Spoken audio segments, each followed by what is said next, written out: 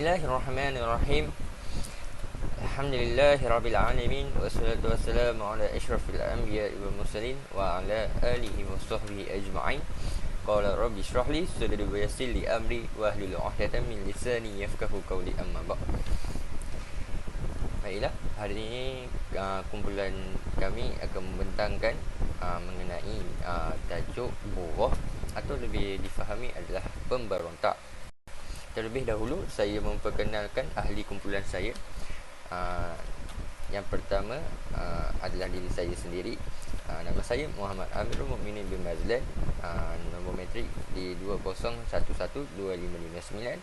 Seterusnya sahabat saya Wan Nur Dayana Izzah binti Wan Roslan, dan nombor metriknya di 20112622. Dan yang terakhir sekali sahabat saya Nurul Izzah binti Muhammad Saidi. Nombor metriknya di 20112622. Tanpa melengahkan masa lagi, saya menerangkan siapakah pemberontak.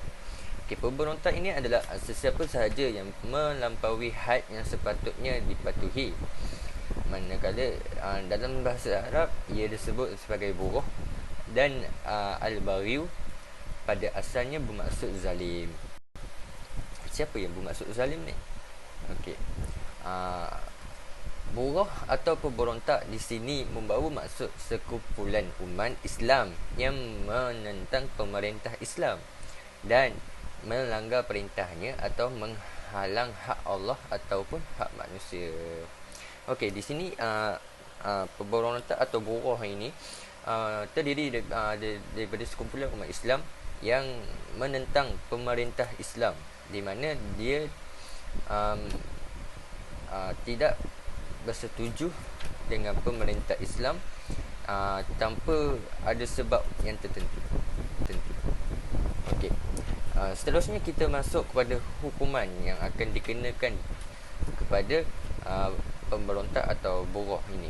Okey, yang pertama, pemerintah Islam wajib menghantar wakil untuk bertanya tentang tuntutan mereka dan urusan pemerintahan yang mereka tidak disenangi. Maksud di sini adalah pemerintah perlulah menghantar penasihatnya atau pembantunya untuk bertanyakan tentang tuntutan yang pemberontak ini kemukakan dan urusan yang mereka tak senangilah. Okey, seterusnya sekiranya menyatakan sebab-sebab tentang tentangan dan sekiranya dipenuhi, ia tidak akan menimbulkan sebarang kesan buruk atau kemudaratan, maka tuntutan mereka wajib dipenuhi. Okey, contohnya di sini tentangan mereka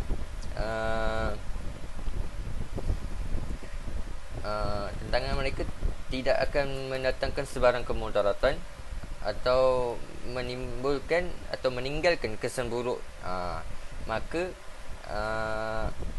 pihak pemerintah hendaklah wajib memenuhi segala tuntutan yang mereka buat.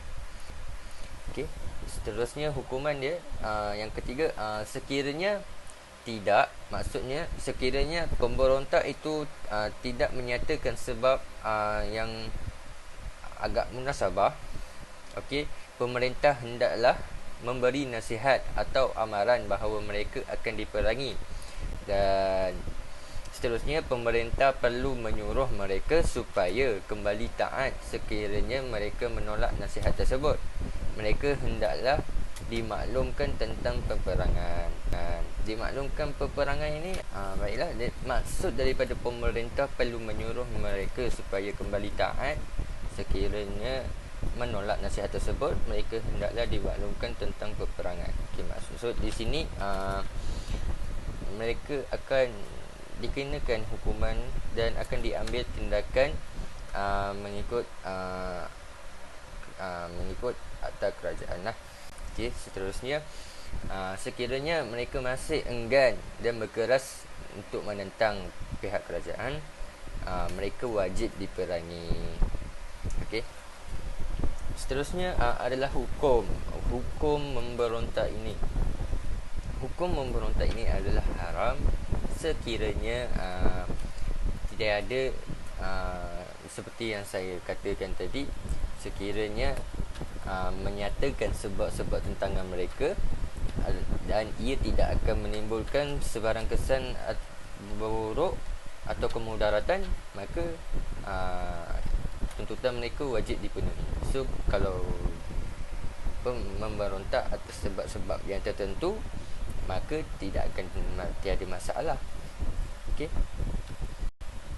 Seterusnya kita akan memasuki syarat-syarat memerangi pemberontak. Syarat yang pertama adalah kumpulan pemberontak tersebut mestilah mempunyai kekuatan dan ketahanan sendiri. Maksud kat sini mempunyai kekuatan dan ketahanan sendiri ini adalah sama ada jumlah mereka yang ramai atau mempunyai kubu untuk menentang pemerintah tersebut. Okay. Syarat yang kedua pula adalah pemberontak tersebut mestilah benar-benar berada di luar kawalan pemerintah disebabkan kekuatan yang mereka miliki seperti di atas. Pemberontak ini maksud kat sini mereka bukan daripada kalangan rakyat pemerintah. Sekiranya mereka berada dalam kawalan pemerintah, mereka tidak perlu diperangi, tetapi mereka boleh dihukum dengan cara memenjara atau sebagainya. Okey, seterusnya syarat yang ketiga, kumpulan pemberontak mestilah mempunyai tafsiran takwil yang dibenarkan dan mempunyai ruang dalam ijtihad, dan dengan alasan ini mereka menentang pemerintah. Seperti saya kata tadi, mereka mempunyai sebab untuk menentang pemerintah.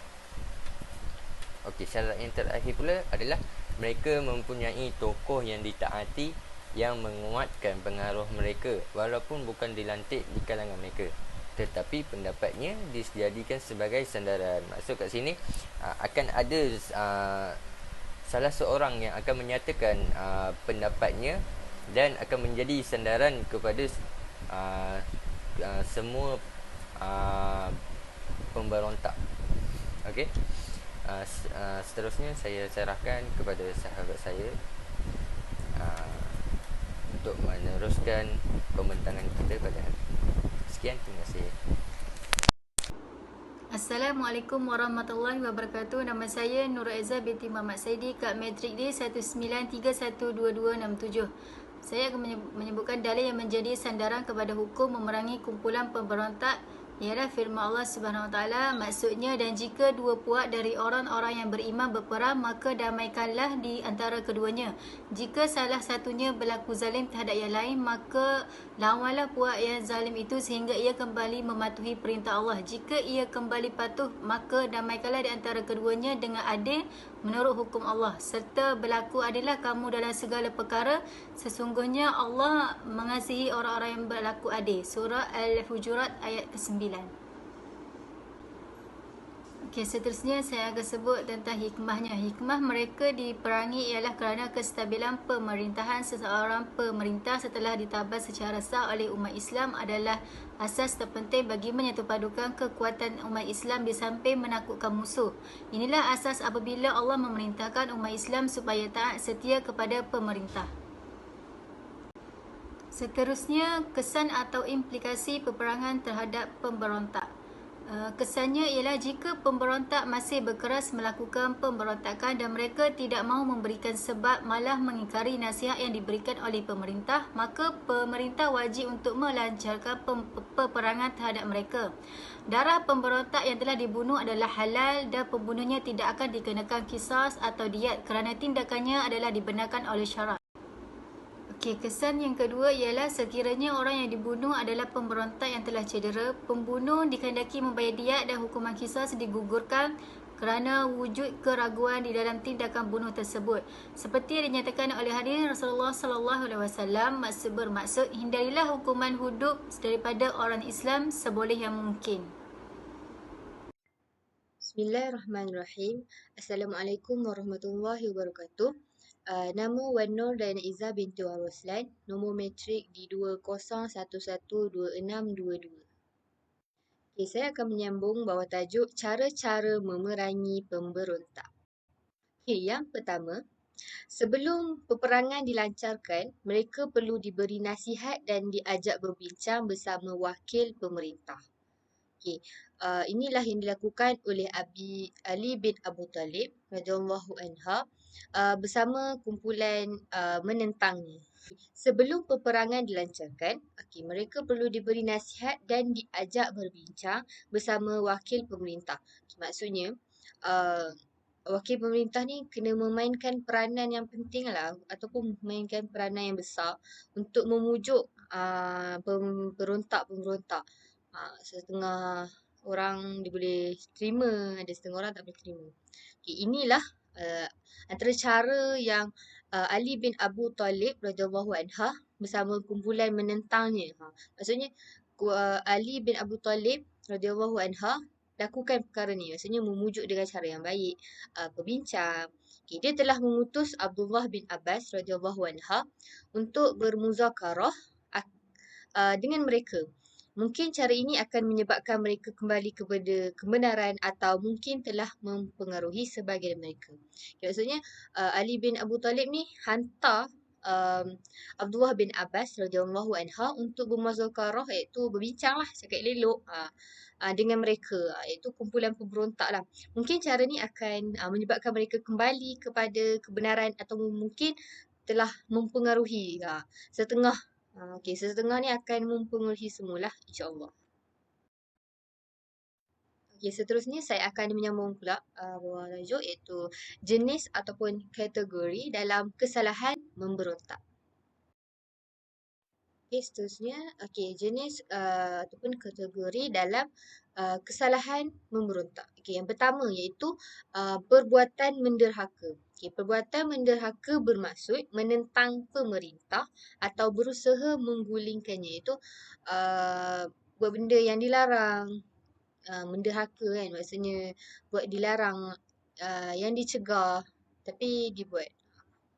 Yang kedua iaitu penggunaan kekuatan dan kekerasan. Maksudnya digunakan kekuatan dan kekerasan ni ke jalan yang salah lah. Maksudnya memukul orang tanpa sebab, memeras ugut orang lain ke. Iaitu penggunaan kekuatan dan kekerasan ini sendiri bermaksud bahawa pemberontak mempunyai kekuatan pertahanan mereka sendiri serta mempunyai senjata. Mungkin dia ada pandai, ada seni bela diri, tapi dia menggunakan ke jalan yang salah. Maksudnya minta duit, peras ugut dan seangkatan dengan. Yang ketiga iaitu niat memberontak. Maksudnya pemberontak tu ada niat untuk memberontak. Niat yang dimaksudkan di sini ialah untuk melakukan pemberontakan dan penentangan terhadap pemerintah dan bertujuan untuk menggulingkannya. Maksudnya pemberontak ni ada niat lah nak memberontak. Ada sebab, maksudnya ada sebab tertentu kenapa dia memberontak. Mungkin tak suka dengan pemerintah ni sendiri, cara dia memerintah atau sebagainya. Yang terakhir iaitu kesimpulannya. Oleh itu, kita sebagai rakyat Malaysia yang prihatin hendaklah sentiasa memastikan negara tidak terjerumus ke arah isu pemberontakan. Ini supaya akan menjadi negara aman dan makmur. Isu pemberontakan ini sering dikaitkan dengan masyarakat, rakyat dan pemerintah sama ada dalam negara maupun luar negara. Pemberontakan boleh berlaku di mana-mana sahaja disebabkan kezaliman yang berlaku. Baiklah, saya teruskan untuk bahan rujukan, iaitu kami menggunakan buku Al-Fiqh Al-Manhij Wasiat dan Jenayah dalam Fiqh Syafi'i yang ditulis oleh Dr. Zulkifli Muhammad Al-Bakri dan juga diterbitkan oleh Darul Syakib. Sekian saja pembentangan kami daripada hari ini. Sekian. Wabillahi taufiq wal hidayah. Wassalamualaikum warahmatullahi wabarakatuh.